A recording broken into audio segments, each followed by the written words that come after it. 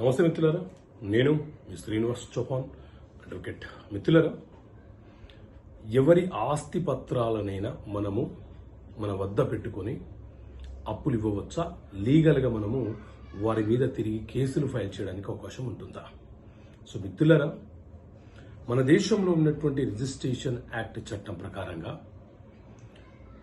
ఏ document registration కావాలి, ఏ document registration కాకూడదో ఆ చట్టంలో చాలా స్పష్టంగా పేర్కొనడం జరిగింది. ఉదాహరణకు సేల్ డీడ్ ఉన్నది, ఖచ్చితంగా రిజిస్ట్రేషన్ అవుతేనే చెల్లుబాటు అవుతుంది. అలాగే గిఫ్ట్ డీడ్ ఉంది, ఖచ్చితంగా రిజిస్ట్రేషన్ అవుతేనే ఆ డాక్యుమెంట్కి చట్టబద్ధత వస్తుంది. అంతే తప్ప ఒక బాండ్ పేపర్ మీద గిఫ్ట్ డీడ్గా నేను నా ప్రాపర్టీ నాకు నచ్చిన వ్యక్తికి, ఇష్టమైన వ్యక్తికి రాసిస్తానంటే దానికి చట్టబద్ధత ఉండదు, అది చెల్లుబాటు కాదు. అదే వీలునామా ఉంది, ఖచ్చితంగా రిజిస్ట్రేషన్ కావాలన్న నిబంధన ఏమీ లేదు. అది రిజిస్ట్రేషన్ కాకపోయినా చెల్లుబాటు అవుతుంది, కానీ సందర్భాలను బట్టి దానికి చట్టబద్ధత అనేది ఏర్పడుతూ ఉంటుంది.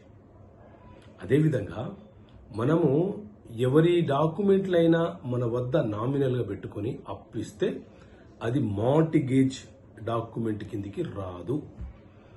మీరు వాళ్ళ ఆస్తులను మార్టిగేజ్ అంటే తనఖా తాకట్టు పెట్టుకొని ఆ తనఖా డాక్యుమెంట్ని రిజిస్ట్రేషన్ చేసుకొని అప్పిస్తేనే అది మార్టిగేజ్ డీడ్ కిందికి వస్తుంది. అప్పుడు మనము తిరిగి మనీ రికవరీ కోసమో, లేదా ప్రాపర్టీ రికవరీ కోసమో, లేదా ప్రాపర్టీ మీద మనకు హక్కులు ఇవ్వడం కోసమో, ప్రాపర్టీని అటాచ్మెంట్ చేయమనో, లేదా ప్రాపర్టీని అమ్మి మనకు రావాల్సినటువంటి సొమ్ము వసూలు చేసుకోవడం కోసమో మనము కేసు ఫైల్ చేయవచ్చు. కానీ జనరల్గా వాళ్ళ ఒరిజినల్ డాక్యుమెంట్స్ మనం మన వద్ద పెట్టుకొని మనం వాళ్ళకి అప్పిస్తే, మనం ప్రామిసరీ నోటు రాసుకుంటేనే మనీ రికవరీ అనే కేసు వేయగలుగుతాము.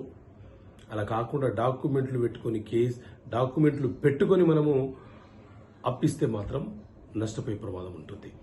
అవతల వ్యక్తులు ఏం చేస్తారంటే, డాక్యుమెంట్ పెట్టిన వ్యక్తులు ఒక రాంగ్ రూట్లోకి వెళ్ళి మా డాక్యుమెంట్ను మేము పోగొట్టుకున్నాము అని చెప్పి పేపర్ పబ్లికేషన్ ఇచ్చి డాక్యుమెంట్ లాస్ట్ కింద ఎఫ్ఐఆర్ చేయించి తిరిగి ఒక సర్టిఫైడ్ కాపీ పొంది ఆ భూమిని వేరే వ్యక్తులకు అమ్మే ప్రమాదం ఉంటుంది. కాబట్టి మీరు ఎవరి వద్ద నుంచైనా ప్రాపర్టీని తనఖా పెట్టి అప్పిచ్చే సందర్భం వస్తే ఖచ్చితంగా తనఖా డాక్యుమెంట్ రిజిస్ట్రేషన్ చేసుకోండి, లేకపోతే నష్టపోయే ప్రమాదం ఉంటుంది.